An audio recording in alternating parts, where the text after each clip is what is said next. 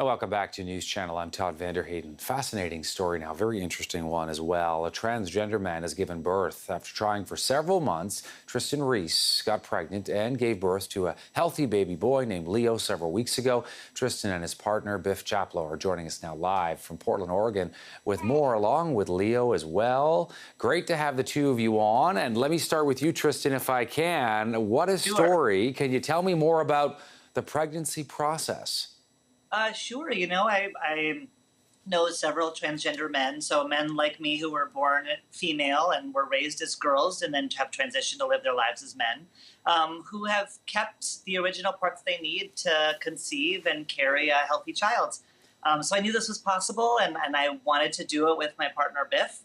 And I went and talked to doctors, and they said, yeah, stop taking your hormones. And just like when a woman stops taking hormonal birth control, eventually everything kicks back into gear and you can have a healthy baby. And that's what we did.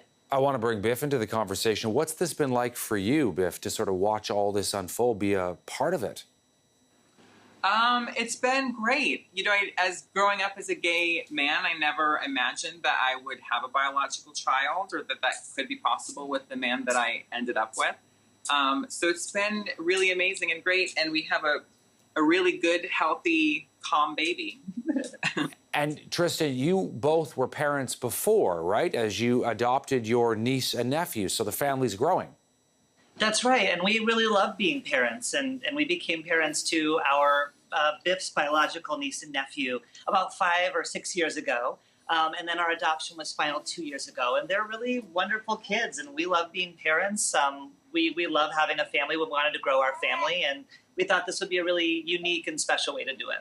Biff, what's the reaction been? I know that Trystan's been documenting this all online in a blog, but what are people saying to you? Friends, family, colleagues? The reaction from the people close to us is completely positive and supportive. People who know us know that we are a household filled with love, and it totally makes sense to them that we would want to bring another person into the family. Now, the reaction elsewhere, is a little bit mixed, but we don't pay much attention to negative reactions online or social media because those really aren't the people that we're trying to reach. Great point. Trystan, what about your take? The blog is really quite wonderful, and what that's been like for you.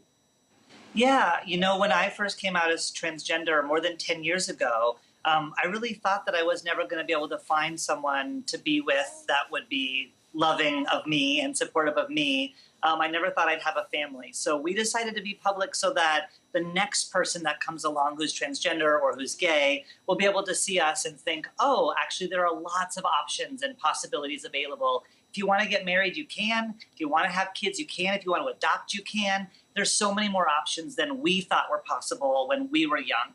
And we want to make sure that people know that all those options are available to them now.